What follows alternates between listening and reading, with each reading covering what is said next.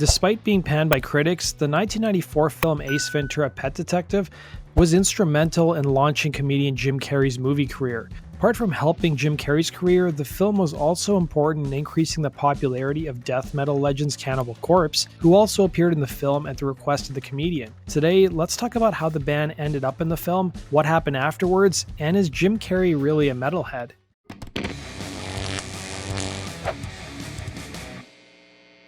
The film Ace Ventura Pet Detective sees Jim Carrey's character trying to find out who stole the football team, the Miami Dolphins mascot. In addition to Carrey, the film would also star real-life Miami Dolphins quarterback at the time Dan Marino and Friends actress Courtney Cox. The film would be director Tom Shadyack's directorial debut, and he was given a modest budget of around $20 million. There was a lot of gambles leading up to releasing the film. Jim Carrey was mostly known from his stand-up and his appearance on the show In Living Color, and how would he translate to the big screen, especially considering he improvised a lot of the scenes. It was a sentiment that the comedian shared when interviewed by the LA Times in 1994 while promoting the film, revealing, "I knew this movie was going to either be something that people really went for, or it was going to ruin me completely," he'd say. Carrey would admit to Arsenio Hall in an interview a few years prior to the film coming out that he himself was fascinated by metal music, as you can see here. You like music, man? I love music. I love every kind of music, but recently I've really started to get into this thrash metal music. I don't know, there's something about it, man, that I just can't let go. Jump, jump, jump, jump, jump, jump, jump, jump, jump.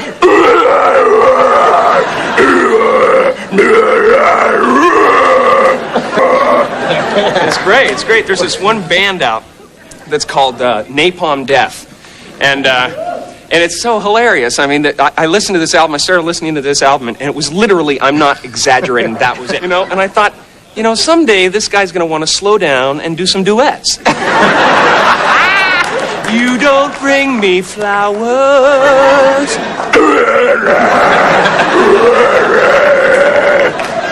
I'm a little bit country. According to Barney Greenway of Napalm Death, Jim Carrey reportedly asked the band to be in the film, but it wasn't clear what happened to the request, so Cannibal Corpse was next in line. By 1994, Cannibal Corpse was still unknown to a lot of people, even though they'd already recorded 3 albums. The band would, however, catch the attention of politicians who deemed them controversial, and even some countries who outright banned them. Former U.S. Senators Bob Dole and Joe Lieberman both called them out in campaign speeches, and Dole claimed the band, and I quote, "undermines the national character of the United States with mindless violence and loveless sex." However, an aide for the senator would later confirm that he never actually listened to any of their music.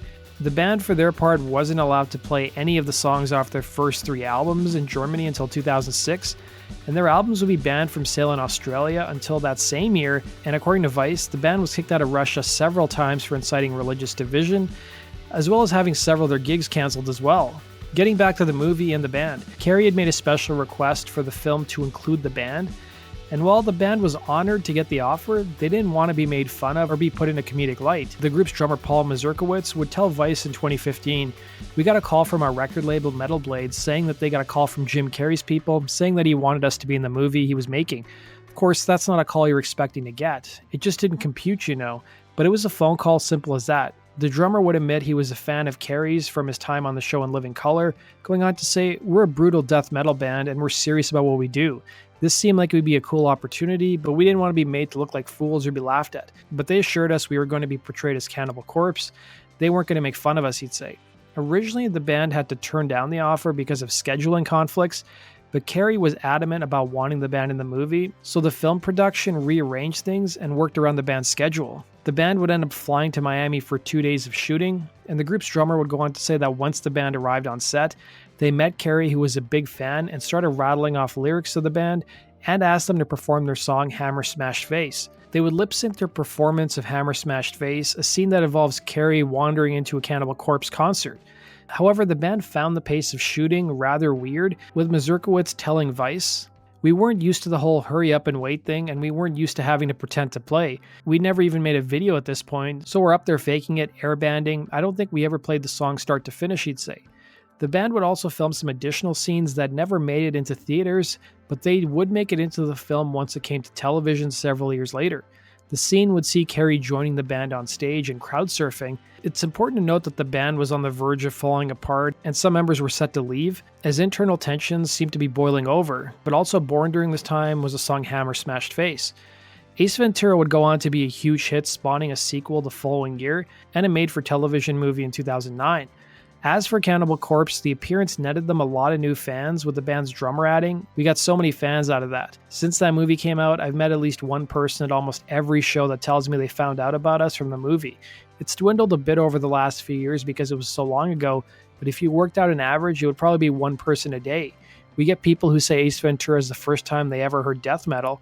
It was the same year that Ace Ventura came out that the band released their fourth album, their biggest selling of their career, The Bleeding, and it would go on to become the fifth best-selling death metal album of all time in the US. According to Vice, the band would be credited as Cannibal Corpses in the movie, and while it's not clear whether that was a mistake or a play on words, the band wouldn't end up making it to the film's premiere, instead seeing the movie in Buffalo. It was around the time of filming Ace Ventura that the band also got an offer to appear in the film Airheads. But by the time the offer came through, Ace Ventura hadn't yet been released, and once the makers of Airheads got word that the band was set to appear in the movie, they instead offered the role to White Zombie. You would think that going through this whole story that Jim Carrey was obviously a fan of metal, but Louder Sound would report something to the contrary, saying, and I quote, "Carrey's son-in-law Alex Santana is the lead singer of the LA death metal band Blood Money, has claimed his purported love of metal is widely exaggerated. In 1999, Santana wrote, 'For the record, Jim hates death metal. He's never heard of Cannibal until doing that movie. Trust me, it's the first thing I asked him when we met, he'd say.'" That does it for today's video, guys. Thanks for watching. Be sure to like button and subscribe. We'll see you again in Rock and Roll True Stories. Take care.